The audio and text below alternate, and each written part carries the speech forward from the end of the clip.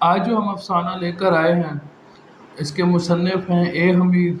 اور اس افسانے کا نام ہے مٹی کی مونا لیزا کے نام سے میرا نہیں خیال کہ کوئی بھی واقف نہ ہو۔ ڈیونچی کی بڑی ہی مشہور اور معروف پینٹنگ ہے جو کہ دنیا بھر میں ایک شاہکار مانی جاتی ہے، اور اس پینٹنگ کے حوالے سے آپ کو بڑا ہی کام ملے گا۔ جو لوگ آرٹ سے وابستہ ہیں، آرٹ کو سمجھتے ہیں، وہ آج تک ڈیونچی کی اس پینٹنگ کے پیچھے چھپے ہوئے اسرار اور اس میں چھپی ہوئی جو ایک ہم کہہ سکتے ہیں کہ ایک آرٹسٹک مہارت ہے، اس پر اپنی مختلف آراء، تحقیق اور تنقید وہ شائع کرتے رہتے ہیں، پیش کرتے رہتے ہیں۔ تو آج ہم دیکھتے ہیں کہ ہمارے اردو کے افسانہ نگار اے حمید نے مٹی کی مونا لیزا کو لے کر جو افسانہ پیش کیا ہے، افسانہ لکھا ہے، انہوں نے اس میں کیا چیز پیش کرنے کی کوشش کی ہے۔ افسانے کا آغاز وہ کرتے ہیں اسی تصویر سے کہ آپ سب نے مونا لیزا کی تصویر دیکھ رکھی ہوگی، عام ہے، انٹرنیٹ پر بھی ہر جگہ مل جاتی ہے، کہ مونا لیزا کے جو ہونٹ ہیں وہ ایک مخصوص طریقے سے ایسے ہم کہہ لیں کہ وہ سمجھ نہیں لگتی آج تک لوگوں کو کہ وہ مسکرا رہے ہیں یا اداس ہیں، کیونکہ ان کا وہ ہونٹ جس طریقے سے کھلے ہوئے ہیں، تو اسی سے ہی سارا اسرار ہے، سارا راز ہے کہ ان میں مسکراہٹ ہے یا اداسی ہے۔ تو افسانہ نگار لکھتا ہے کہ ان ہونٹوں کے اوپر جو شفق ہے، ایسا لگتا ہے کہ وہاں پر جو سورج کی روشنی پڑ رہی ہے، اب یہ نہیں سمجھ میں آتی کہ وہ روشنی طلوع کی ہے یا غروب کی ہے، کیونکہ جو شفق ہے، زرد روشنی ہے،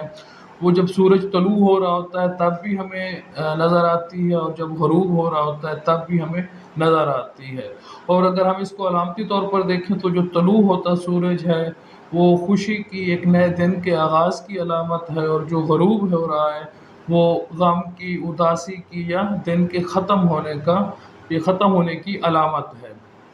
اور وہ کہتا ہے کہ ان ہونٹوں کے بیچ میں ایک پتلی سی کالی لکیر ہے، کہ جیسے دو وقت آپس میں جدا ہوتے ہیں، جیسے شام اور دن کا وقت آپس میں جدا ہوتا ہے تو جو اندھیرے کی پتلی سی لکیر ان کے درمیان آ جاتی ہے۔ ایک تو وہ اندھیرے کی جو لکیر ہے،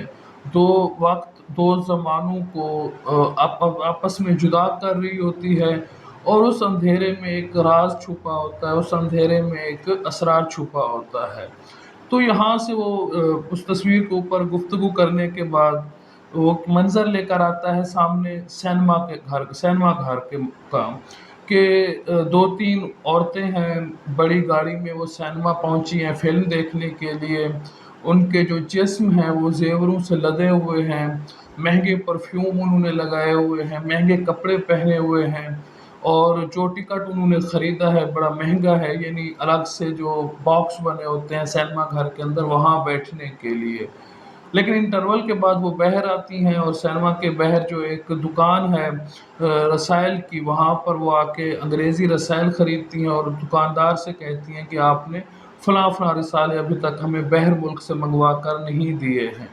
تو وہ کہتا ہے کہ وہ اگلے ہفتے تک آ جائیں گے، اور وہ پھر پوچھتا ہے کہ کیا آپ دوبارہ فلم دیکھنے نہیں جائیں گی؟ تو وہ کہتی ہیں کہ نہیں، فلم بڑی بور ہے، اس لیے ہم گھر جا رہی ہیں۔ اور یہاں پر افسانہ نگار لکھتا ہے کہ پورے 7 روپوں کے اوپر ان کی گاڑی سکون سے گزر گئی۔ تو وہ کہتا ہے کہ یہ وہ 7 روپے ہیں۔ میں یہاں یہ اس چیز کو ذرا واضح کر دوں کہ یہ افسانہ آج سے نصف صدی پہلے کا ہے، تو تب 7 روپے یا 60 روپے جو پیسوں کا یہاں پر ذکر آئے گا تو آج کے تناظر میں نہیں ہے، یہ اس زمانے کے تناظر میں ہے۔ تو وہ کہتا ہے کہ یہ وہ 7 روپے ہیں جن کے بل بوتے پر لوہاری دروازے کے جو غریب علاقہ ہے، جو بند گلیاں ہیں، جہاں پر وہ لکھتا ہے کہ سورج کی روشنی تو ان گلیوں میں، ان گھروں میں نہیں پہنچتی، لیکن ایک بدبو وہاں پر ضرور پہنچتی، اور وہ ہر وقت وہیں پر رہتی ہے۔ تو ان گھروں میں ایسے بھی گھر ہیں جن کا پورا ہفتہ جو ہے وہ ان 7 روپوں پر چلتا ہے۔ تو وہ پھر ان گھروں کا ذکر شروع کر دیتا ہے، اور ان گھروں میں وہ بتاتا ہے کہ ایک افسانے کا کردار لے کر آتا ہے سغرا بی بی کا۔ سغرا بی بی جو ہے، جو عمر تو جس کی 25 سال ہے، لیکن غربت نے اور بیماری نے اس کے بال جھاڑ دیے ہیں، اس کے چہرے پر جھریاں پڑ چکی ہیں، رنگ اس کا زرد ہو چکا ہے، اور وہ ایسے نظر آتی ہے جیسے وہ ٹی بی کی مریضہ ہو. اس کے بچوں کا رنگ بھی زرد ہے. گھر کے اندر یہ حال ہے کہ کچا سین ہے، چند برتن ہیں، ایک چارپائی ہے اور حبس زدہ کوٹھڑی ہے. اس کے علاوہ اور کچھ بھی نہیں ہے. اور ان سب چیزوں کے اوپر ایک بدبو چھائی ہوئی ہے، کیونکہ ان گلیوں میں جو بند گلیاں ہیں ان میں سے گندی نالیاں گزر رہی ہیں، جہاں پر گند بھی ہے، مچھر بھی ہیں اور بیماریاں بھی ہیں. تو یہاں پر جب ہم افسانہ پڑھتے ہیں تو ہمیں یہ نظر آتا ہے کہ جس طرح مونا لیزا کے جو دو ہونٹ، ہر انسان کے جو دو ہونٹ ہوتے ہیں وہ ایک دوسرے کے ساتھ ساتھ متوازی ہوتے ہیں لیکن ایک دوسرے سے الگ ہوتے ہیں. تو یہاں پر بھی جو افسانہ نگار ہے اس نے دو دنیایں ایک دوسرے کے سامنے ایک دوسرے کے متوازی رکھی ہیں، جو ایک دوسرے کے ساتھ تو ہیں لیکن ایک دوسرے میں کبھی مل نہیں سکتی، الگ الگ ہیں، جو ہمیشہ ساتھ ساتھ چلتی رہیں گی. کہ ایک طرف وہ کاروں والا سماج اس نے دکھایا اور دوسری طرف وہ لوہاری دروازے کی بند گلیوں کا سماج ہے. وہ کہتا ہے کہ سغرا بی بی کا جو شوہر ہے وہ ڈاکیہ ہے اور وہ 60 روپے ماہوار تنخواہ پاتا ہے. تو وہ کہتا ہے کہ جس روز اس کے شوہر کو تنخواہ ملتی ہے تو 1 تاریخ کو جو اس کا شوہر ہے وہ سغرا بی بی کے لیے محبت کا ایک محل کھڑا کرتا ہے. لیکن 5 روپے کوٹھری کے کرائے پر چلے جاتے ہیں، 5 روپے بچوں کی اسکول فیس میں چلے جاتے ہیں، 20 روپے کا دودھ آ جاتا ہے اور جو 30 روپے ہیں ان میں گھر کا راشن آ جاتا ہے. یہاں پر وہ ایک خوبصورت طنز لکھتا ہے کہ باقی جو پیسے بچتے ہیں اس میں پورا گھرانہ عیاشی کرتا ہے. پورا گھرانہ اپنی بڑی سی کار میں بیٹھ کر مہنگی ٹکٹ خرید کر فلم بھی دیکھتا ہے اور اگر فلم پسند نہ آئے تو انٹرول میں واپس بھی آ جاتا ہے. اور وہ یہاں پر یہ بھی طنز کرتا ہے کہ سغرا بی بی نے اپنے گھر میں یہ بھی سوچ رکھا ہے کہ اب جب اگلی تنخواہ آئے گی تو وہ اے سی لگوا لے گی اور جو ریفریجریٹر ان کے گھر کے اندر رکھا ہوا ہے اس میں وہ ساری غذائیں اگلی تنخواہ پر بھر لے گی جو ڈاکٹر نے اس کے بچوں کو تجویز کی ہے. کیونکہ اس نے کہا کہ اس ڈاکٹر نے کہا ہے کہ آپ کے بچوں کو کیلشیم کی کمی ہے اور کیلشیم کے جو ٹیکے ہیں ان کا سیٹ 20 روپے میں آتا ہے. تو وہ کہتے ہیں یہ کون سی بڑی بات ہے. سغرا بی بی اپنے ڈاکیے شوہر کو کہہ دے گی کہ اگلی تنخواہ جیسے ہی آئے گی تو وہ 20 روپے کے وہ ٹیکے لے کر آئے گا. تو یہ کوئی ایسی بڑی بات نہیں ہے ان کے لیے. بلکہ ڈاکٹر نے تو ان کو یہ بھی کہا کہ اپنے بچوں کو گوشت کھلائیں، پھل کھلائیں، دودھ پلائیں اور اگر ہو سکے تو ان کو یخنی بھی استعمال کریں ان کے لیے. تو وہ کہتے ہیں کہ سغرا بی بی اب یہ سوچ رہی ہے کہ یہاں بند گلیوں میں بند گھروں میں بیماری زیادہ ہوتی ہے، یہاں پر حبس زیادہ ہے اور نالیاں گندی بہہ رہی ہیں تو بچوں کو اور بھی کئی مسائل ہو سکتے ہیں. تو وہ اپنی اگلی نہیں تو اس سے اگلی تنخواہ پر وہ گلبارگ میں یا کسی دوسرے بڑے پوش علاقے میں ایک پلاٹ خریدیں گے اور پھر اس پر اپنا گھر تعمیر کریں گے تاکہ وہ وہاں سکون سے رہ سکیں. تو یہ جو ساری باتیں ہیں یہ افسانہ نگار نے بڑے طنزیہ طریقے سے لکھی ہیں، کیونکہ 60 روپے ہیں اور 60 روپے میں ان کے مہینے کے اندر یا تو ان کی دوا آ جاتی ہے یا کھانا پینا، اس کے علاوہ اور زندگی میں وہ کچھ اور سوچ بھی نہیں سکتے. تو یہاں تک افسانہ لکھنے کے بعد افسانہ نگار آ جاتا ہے ایک افسانہ نگار کے کردار کے اوپر. اور یہ جو حصہ ہے یہ طنز سے بھرپور ہے، بڑا ہی زبردست طنز یہاں پر افسانہ نگار نے لکھا ہے. کہ وہ کہتا ہے میں بطور افسانہ نگار ان گلیوں میں سے گزرتا ہوں، ان گلیوں کی بدبو کو برداشت کرتے ہوئے جب میں وہاں سے گزر رہا ہوتا ہوں تو میں دیکھتا ہوں کہ ان گندی نالیوں کے اوپر چارپائی پڑی ہوئی ہے، چارپائی کے اوپر بچے ہیں جن کے جسم پر پھنسیاں نکلی ہوئی ہیں، جن سے پیپ بہہ رہی ہے اور ان پھنسیوں زدہ بچوں کے ساتھ ایک بچہ زدہ ماں پڑی ہوئی ہے. کیونکہ یہاں بیچ بیچ میں وہ یہ بھی طنز کرتا ہے کہ ابھی ان کے 4 بچے ہیں اور یہی ان کی رفتار رہی تو 4 بچے اور بھی آئیں گے، ایسا نہیں کہ ان کو کوئی روک سکے کہ ان کے بچے آنے سے. تو وہ بچہ زدہ ماں بھی وہاں پڑی ہوئی ہے. تو وہ سوچتا ہے، یہ سوچتے ہوئے نکلتا ہے افسانہ نگار کہ میں گھر جا کر ان پر ایک زبردست قسم کا افسانہ لکھوں گا اور میں واہوائی سمیٹوں گا کہ میں نے معاشرے کی صحیح ترجمانی کی ہے. پھر وہ افسانہ نگار ان گلیوں سے اس بدبودار علاقے سے نکل کر ایک ہوٹل میں پہنچتا ہے. وہ ہوٹل جو اب ایک اور دنیا ہے جہاں پر ہر طرف خوشبوئیں ہیں، صحت مند چہرے ہیں، صحت مند جسم ہیں، مہنگے لباس ہیں، مہنگی آرائش و زبائش ہے. اب یہاں کی باتیں ہی کچھ اور ہیں. یہاں پر لوگ ہیں جن کو یہ مسئلہ ہے کہ ان کے اسکول جو بچوں کے اسکول والے ہیں وہ بچوں کو صحیح انگریزی کی تعلیم نہیں دے رہے، تو وہ یہ سوچ رہے ہیں کہ اب انگریزی کو گولی مارو، بچوں کو گھر میں فرانسیسی پڑھانے کا کوئی انتظام کیا جائے۔ وہ یہ سوچ رہے ہیں کہ جو گرمیاں آنے والی ہیں، ان گرمیوں کی چھٹیاں انہوں نے کہاں کس ٹھنڈے علاقے میں گزارنی ہے۔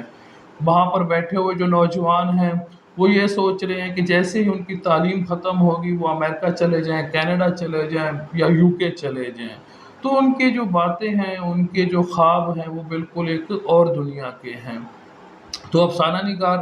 وہ یہاں پر ذرا طنز کے طور پر کہتا ہے کہ ایک ایسا افسانہ نگار جو اس طرح کے ہوٹلوں میں بیٹھتا ہے، وہ اس طرح کی باتیں کرتا ہے۔ اور یہاں صرف افسانہ نگار کا کردار نہیں ہے، یہاں پر ایسے بھی کردار ہیں جو سیاست کے نام پر، مذہب کے نام پر، معاشرت کے نام پر، انسانیت کے نام پر لوگوں کو درس دیتے ہیں، لیکن ان کا اٹھنا بیٹھنا،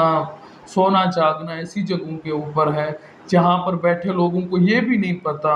کہ جو دھان ہے وہ زمین میں اگتی ہے یا پودے کے اوپر لگتی ہے۔ تو ایسی دنیا میں جو بے خبری کے عالم میں ڈوبی ہوئی ہے، جہاں ساری جو زندگی بھر کی کاوشیں ہیں وہ جنس اور دولت کے ارد گرد گھومتی ہیں، تو یہاں بیٹھا ہوا کوئی بھی انسانیت کا یا سیاست کا یا ادب کا جو علمبردار ہے وہ کبھی بھی نہیں جان سکتا کہ دوسری طرف ایک ایسی بھی دنیا ہے، ایک ایسی بند دنیا جہاں پر بدبو ہے، جہاں پر بیماری ہے، جہاں پر غربت ہے۔ تو یہاں پر پھر وہ ایک دفعہ وہ اس چیز کا ذکر کرتا ہے کہ جو سغرا بی بی ہے، جو جس کے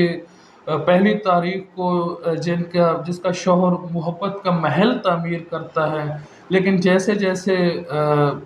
سارے پیسے خرچ ہوتے جاتے ہیں، دودھ میں، دوائی میں، بچوں کی تعلیم میں، گھر کے راشن میں، تو جب پیسے ختم ہو جاتے ہیں تو وہ محبت کا جو محل ہے، اس کی دیواریں، اس کے برج، ایک دن وہ اپنے پورے گنبد کے ساتھ زمین بوس ہو جاتا ہے۔ اور جب محبت کا یہ محل گرتا ہے تو اس کا شوہر محبت کی پٹاری میں سے ڈنڈا نکالتا ہے اور وہ اپنی بیوی کی پٹائی شروع کر دیتا ہے۔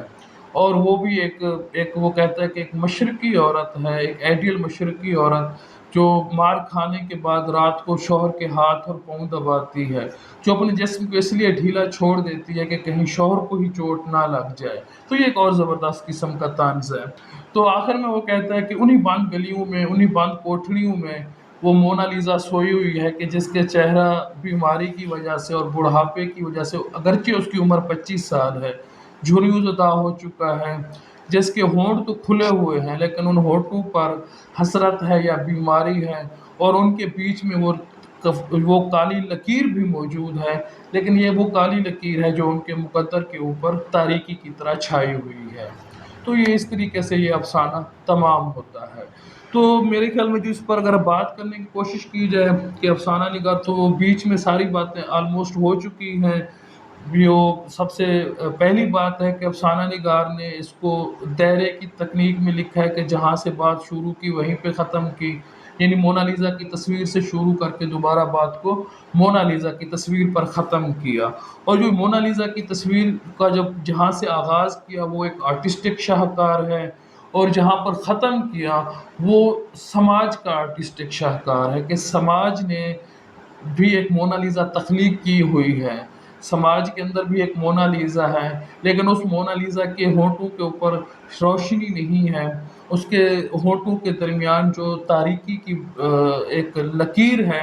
اس میں سے کوئی اسرار، کوئی راز پوشیدہ نہیں ہے، بلکہ اگر اس تاریکی کے پیچھے کوئی چھپا ہوا بھی ہے تو وہ غربت کا، مفلسی کا وہ عفریت ہے جو کہ ان کی زندگیاں نگل رہا ہے۔